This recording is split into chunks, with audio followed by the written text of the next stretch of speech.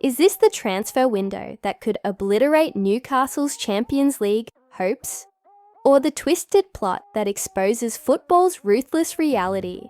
After weeks of rumours and behind-the-scenes drama, we're witnessing what could be the most devastating blow to Newcastle's European ambitions since the Mike Ashley era, a Swedish striker desperate to escape St James Park, a Liverpool side that's already moved on to other targets, and a Saudi Arabian club ready to throw obscene money at our star.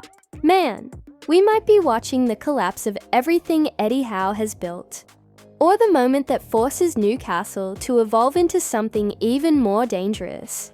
The Alexander Isak saga just took a shocking twist that nobody saw coming. What's up, Toon Army? Welcome back to NUFC Quick News, your go-to source for everything Newcastle United. The passion, the pride, and the black and white fight. I'm here with the bombshell update that's got every Newcastle fan questioning everything we thought we knew about this transfer window.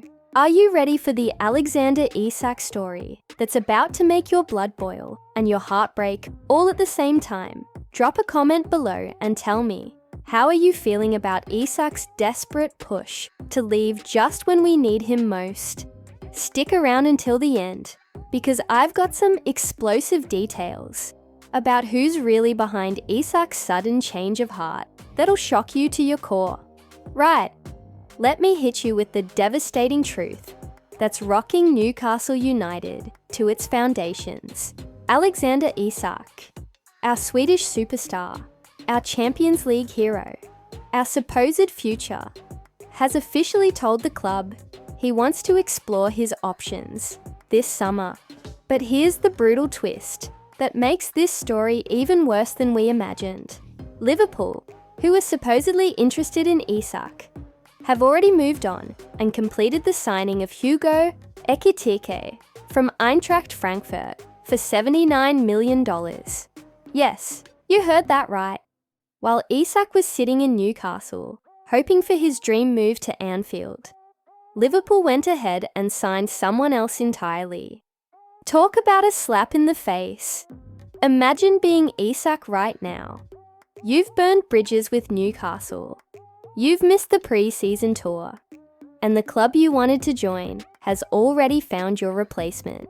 What's your reaction to Liverpool basically saying, thanks, but no thanks, to our star striker?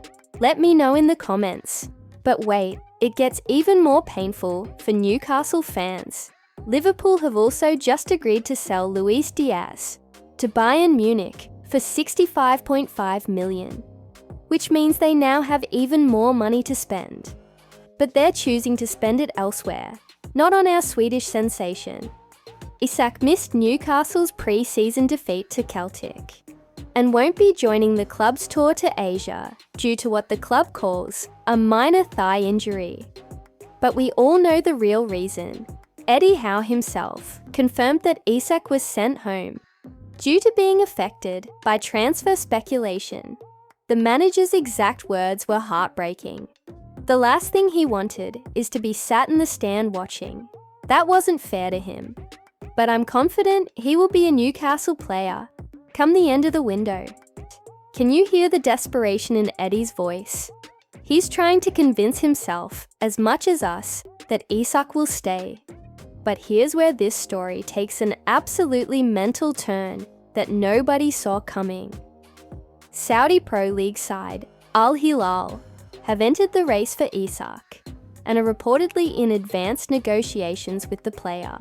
We're talking about a club that could offer Isak wages that would make Premier League salaries look like pocket money. Think about this for a second. Isak went from being courted by Liverpool to potentially ending up in Saudi Arabia. That's not the career trajectory anyone expected for a 25-year-old striker at the peak of his powers. How do you feel about the possibility of losing Isak to the Saudi League instead of a European giant? Is that better or worse than losing him to Liverpool? Newcastle maintain that Isak is not for sale and value him at $150 million. But let's be realistic here. When a player publicly states he wants to explore his options and stop showing up for training camps, that not for sale stance becomes pretty meaningless. The most devastating part of all this: there are currently no contract talks taking place between Isak and Newcastle. With 3 years left on his deal, you'd expect the club to be fighting tooth and nail to improve his terms and convince him to stay. Instead, there's radio silence. Eddie Howe confirmed this himself. As far as I'm aware, I don't think there are any contract talks taking place at the moment. That'll be for a later date potentially. A later date potentially. That doesn't sound like a club with a clear plan to keep their star player, does it? But here's what makes this situation even more infuriating for Newcastle fans. According to reports, Isak was expecting to sign a new and improved contract with Newcastle this summer. But the departure of Amanda Staveley saw those plans change. The club's new sporting director, Paul Mitchell, reportedly decided not to prioritise giving Isak an extension. So let me get this straight. Newcastle had the chance to secure their most important player with a new contract, but chose not to make it a priority, and now we're shocked that he wants to leave. This is either incredibly poor planning or a sign that Newcastle were already prepared to let Isak go for the right price. What's your take on Newcastle's handling of the Isak contract situation? Do you think this mess could have been avoided? The timeline of events makes this even more painful. Liverpool made their initial approach for Isak around July 15th, reportedly indicating interest in a deal worth around 160 million. Newcastle rejected it. Liverpool moved on to Ekitike, and now Isak is left in limbo. If Liverpool had been serious about Isak, they would have come back with a higher offer. The fact that they didn't suggests they were never that committed to signing him in the first place. Meanwhile, Newcastle is scrambling to find replacements. The club has been linked with Brentford's Yoane Wissa, RB Leipzig's Benjamin Sesko, Aston Villa's Ollie Watkins, and Chelsea's Nicholas Jackson. That's a decent list. But none of those players have Isak's proven Premier League quality. The cruel irony is that Newcastle wanted to sign Hugo Ekitike as a second striker to compete with Isak, but Liverpool hijacked that deal. So not only are we potentially losing our star striker, but we've also missed out on his potential replacement. It's like watching a perfectly planned transfer strategy collapse in real time.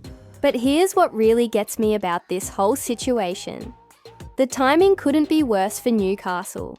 We're about to enter our first Champions League campaign in over 2 decades, and our star striker is having a public meltdown about wanting to leave.